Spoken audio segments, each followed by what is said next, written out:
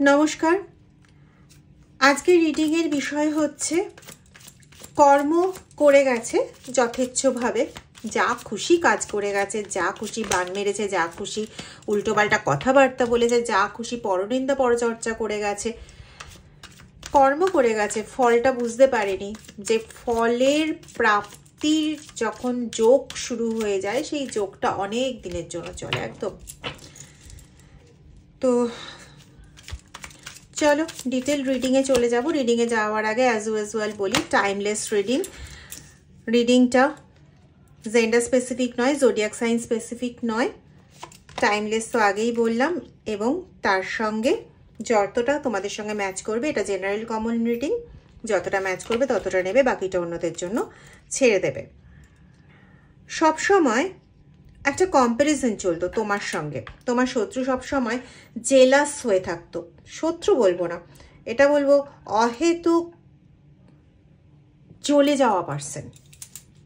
তোমার কি হলো না হলো তার জ্বলন শুরু হয়ে গেল, তুমিই বুঝলে না ভাই তোমার ভালো কি হলো, কিন্তু সে জ্বলতে শুরু করে দিল। তুমি তার পেছনে কখনো কোনো রকম লাগতেও যাওনি, তার পেছনে মানে সে পেছন ঘুরে গেছে, তার পেছনে তুমি কারোর সঙ্গে দুটো নিন্দা চর্চাও করতে যাওনি, সবসময় মানুষের ভালো চেয়ে গেছো। কিন্তু সে অযথাই এটাকে অযথাই বলবো, তোমার অলক্ষ্যে হোক তোমার সামনে হোক, সব সময় তোমার সঙ্গে কম্পেয়ার করে গেছে। তুমি সাইলেন্ট থেকেছো, কিন্তু তুমি কেন পূর্ণ, তোমার কেন এটা হচ্ছে, তোমার কেন ওটা হচ্ছে, সেটা মানে তাকে পাগল করে দিচ্ছে। এবং সব সময় ভীষণ মরাল ভ্যালুতে প্রশ্ন তোলে, আমিও তো এত কিছু করেছি, আমার জীবনে কেন এসব হচ্ছে না। মাইন্ডকে নিজেরও সবসময় ডিস্টার্ব করে রেখেছে, এবং নিজের যত না মাইন্ড ডিস্টার্ব করে রেখেছে, নিজে যদি পাগল হয়ে মাইন্ড ডিস্টার্ব করেছে সেটা আলাদা ব্যাপার, কিন্তু তোমার সুস্থ মানসিকতাকে অসুস্থ করে দেওয়ার যথেচ্ছ চেষ্টা করেছে। মানে এরকমও গেছে যে তুমি যখন চুপচাপ থেকেছো তখনও সে ভেবেছে এই তো আবার নতুন কিছু প্ল্যান করছে নিজে ভালো হওয়ার জন্য, নিজে ভালো সাজার জন্য। মানে তুমি যা কিছু করছো সব নিজের স্বার্থের জন্য করেছো, আর সে যত কিছু করেছে সব কিছু উদারতার পরিচয় দিয়েছে, তাই এখন উদারভাবে সমস্ত কিছু ফেরত পাচ্ছে। ইয়েস, ট্রান্সফরমেশন, তার জীবনে এখন ট্রান্সফরমেশন ঘটেছে। এখন সে হাড়ে হাড়ে বুঝতে পারছে যে কেন ভাই পেছনে লাগতে গেছিলাম। তার সেই দেখো যেমন বলা, আমি বলছি না ভাই, মানে আমি বলছি কথাগুলো কিন্তু কার্ডও বেরিয়ে যাচ্ছে, তার মানে কথাগুলো আমি বলছি না, এরকমই যেন হয়, কথাগুলো যেন আমাকে সাজাতে না হয়। যাই হোক, তো তার এই যে ট্রান্সফরমেশন ঘটছে, তার না কনসাসনেসটা ফিরে আসছে, মানে তার এটা বোঝার শক্তি হয়েছে যে তোমার পেছনে লেগেছিল, তোমার পেছনে লাগা উচিত হয়নি, তাই তার জীবনে এখন এরকম ধরনের দুর্ভোগ ঘটছে, এরকম ধরনের যন্ত্রণা পাচ্ছে, কষ্ট পাচ্ছে, এটা তা বুঝতে পারছে। সে এখন রিসিভ করছে। ইয়েস, সে যতটা দান করার চেষ্টা করেছে, এখন তুমি কিছু রিসিভ করাচ্ছ না, কারণ তুমি ওরকম পার্সনই নয় যে তোমাকে কষ্ট দিয়ে যাচ্ছে বলে তুমি এক মুহূর্তের জন্য এটা বলবে যে ও কবে কষ্ট পাবে, ও কবে কষ্ট থাকবে, আমি দেখে একটু খুশি হব। এই পাত্রী তুমি নও, পাত্রী বা পাত্র তুমি এটা নও। তুমি সবসময় এটা চেয়েছো, হ্যাঁ নিজেকে অবশ্যই দেখো, নিজেকে তো নিজের যদি কষ্ট হয়, নিজের যদি ক্ষতি হয়, সেটা তো অবশ্যই প্রত্যেকটা মানুষই চায় যে সেখান থেকে কি করে মুক্ত হব, এটা তুমি চেয়েছো, ঠিক কথাই বাবা এতগুলো কার, এটা তুমি চেয়েছো ঠিক কথা, কিন্তু তাই বলে তুমি কারো ক্ষতি কখনো চাওনি। সুতরাং এটা তোমার মানে তোমার দেওয়া নয়, এটা বিধাতার দেওয়া রিসেপটিভিটি, তাকে রিসিভ করতে হচ্ছে, সে বাধ্য এখন রিসিভ করতে, কারণ তার আর কিছু করার নেই। তাও দুটো কার্ড চলে এলো। আর তুমি এক ধরনের সফলতাই পাবে, আর সেই সফলতা কেন পাবে জানো? তোমার ইনোসেন্ট ওয়ের জন্য। তুমি জানো কিন্তু কোন ব্যক্তি কীরকম কাজ করছে তোমার পিঠ পিছনে, তুমি এটাও জানো যে কোন ব্যক্তি তোমাকে তোমার পেছনে কি ধরনের অস্ত্র চালনা করছে। তুমি কিন্তু চেষ্টাও করনি সেই জায়গায় কোনো কিছু বলতে, কিছু বোঝাতে, কিছু প্রমাণ করতে, কিন্তু এ তো মানে তোমার সঙ্গে নিজের কন্টিনিউ কম্পেয়ার করতে করতে সে বারবারই নিজেকে আর তোমাকে কম্পেয়ার করে দেখাতে চেয়েছে তুমি কত খারাপ আর সে কত ভালো। তো এখন বর্তমানে না তার জীবনে সঠিক জাজমেন্টটা আসছে, ঠিক আছে? তুমি তোমার জীবনে ঈশ্বরের সঙ্গে যে পুনর্মিলনের যে প্রেম বা তোমার নিজের সঙ্গে নিজের মিলনের, তুমি এতদিন ভুলেই গেছিলে যে তুমি কে। পরিস্থিতির সঙ্গে যুদ্ধ করতে করতে, পরিস্থিতির আন্ডারে বাধ্য হয়ে থাকতে থাকতে তুমি ভুলেই গেছিলে বা ভুলে যেতে বসেছিলে। সবার ক্ষেত্রে একরকম না, কেউ কেউ হচ্ছে পুরোপুরি সব কিছু ছেড়ে দিয়েছিলে যে আর কিচ্ছু হবার নয়। আর কেউ আছো যারা ছাড়ার মুখে মুখে এরকম অবস্থায় পরিণত হয়ে গেছো। তো তোমরা আবার তোমাদের নিজেকে ফিরে পাচ্ছ, নিজেকে ফেরত পাচ্ছ ঈশ্বরের সহায়তা, ঈশ্বরের ইউনিভার্সের চাহিদায়। ইউনিভার্স সবসময় না সতের পক্ষে থাকে, যতই কষ্ট হোক যাই হোক, দিনের শেষে রাত যেমন হয় ওই রাত্রিকালটা কেটে গিয়ে পরের দিন কিন্তু আলো আসে, ঠিক আছে? সেই আলোতেই তুমি আবার নিজেকে নিজে দেখতে পাচ্ছ, নিজের সঙ্গে নিজে মিলিত হতে পারছো, ঠিক আছে? এখানে তুমি যা কিছু হারিয়েছিলে সবটা তুমি বেশিরভাগ অংশ, আমি বলবো না যে পুরোটা, বেশিরভাগ অংশেই তুমি কিন্তু আবার ভালো জিনিস ফেরত পেতে চলেছ। একটু দেখে নেব। Yes, projection. তোমার যে তোমার সঙ্গে এইভাবে কম্পেয়ার করেছিল, যারা যারা তোমাকে এতটা তোমার প্রতি জেলাস হয়ে উঠেছিল, এদের সবাইকে যদি আমি থার্ড পার্টি বলি বা শত্রু বলি, এক কথায় যদি এদেরকে শত্রু বলি, তাহলে এরকমটাও বলা যায় যে তারা এই যে টুকটাক করেছে, এই যে বশীকরণ করেছে, এটা যদি মানে মাস তিনেক ধরে করে থাকে, তাহলে তাদের ওপর যা ফল আসছে সেটা মানে মোটামুটি 1 বছর ধরে চলার মতন। মানে 3 মাস তারা ওই টুকটাক করে গেছে, এখন 12 মাস ধরে তার কর্মফল ভোগ করা, এরকম ধরনের একটা ব্যাপার। এটা কার্ডের রিডিংয়েই আসছে, খুব ভালো করে খেয়াল করে দেখো। এই যে প্রজেক্টেড এরিয়া যেটা বেরিয়ে এসছে সেইটা দেখো কতটা বড়।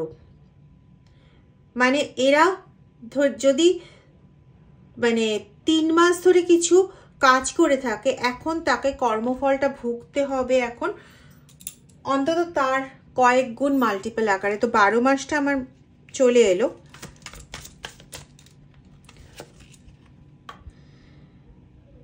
তারা এখন হাড়ে হাড়ে বুঝতে পারছে যে কি কাজ করেছে এবং সেই কাজ করাটা যে উচিত হয়নি। এক কথায় তারা জাজমেন্ট পাচ্ছে, তাদের বাজে কর্মের এক্সিস্টেন্স তারা ফিরে পাচ্ছে কর্মফল হিসেবে। একদম ফ্লাওয়ারিং দুনিয়া চলছে তাদের এখন, কর্মফল প্রাপ্তি, ফল প্রাপ্তির দুনিয়া, ফ্লাওয়ারিং দুনিয়া চলছে তাদের।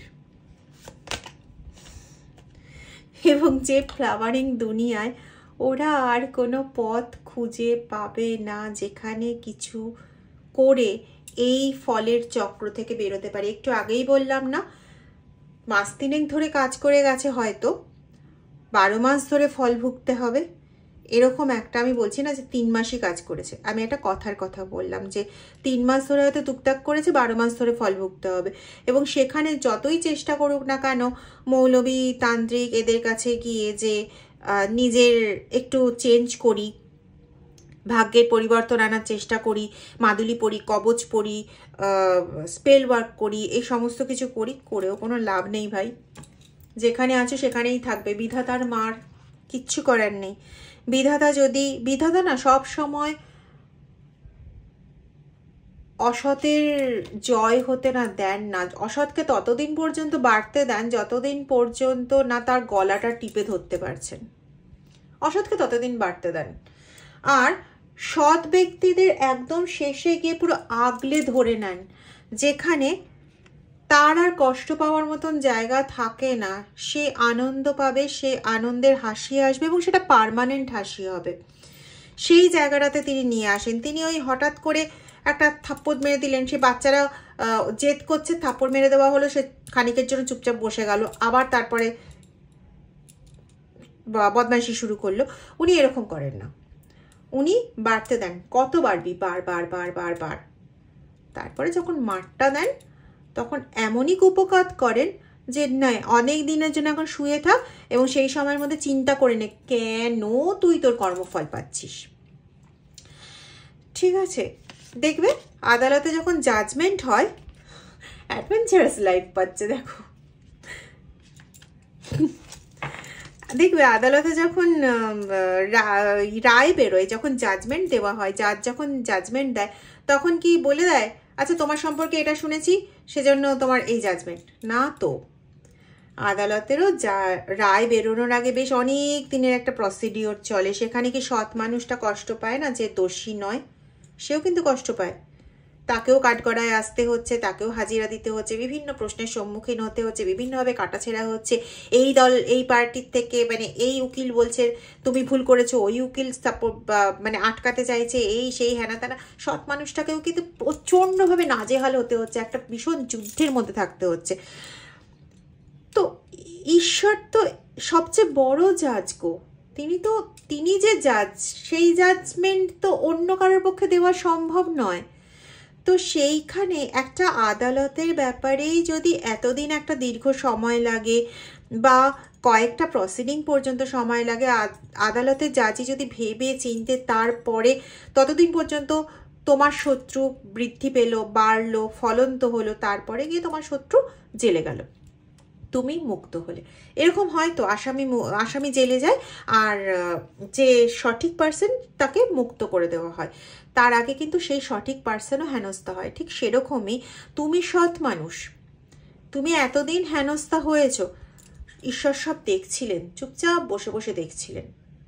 এবার উনার হাতে জাজমেন্টের পালা এসছে, আর উনি জাজমেন্ট হাতে নিলে পরে উনি তো এতদিন যা কর্ম করেছে সেই কর্মের কর্মফল বৃষ্টি উনি করবেন না, একদম ভরে ভরে ফুল পুষ্প উনি দেবেন না, অ্যাডভেঞ্চারাস লাইফে পাঠাবেন না, ছেড়ে দেবেন।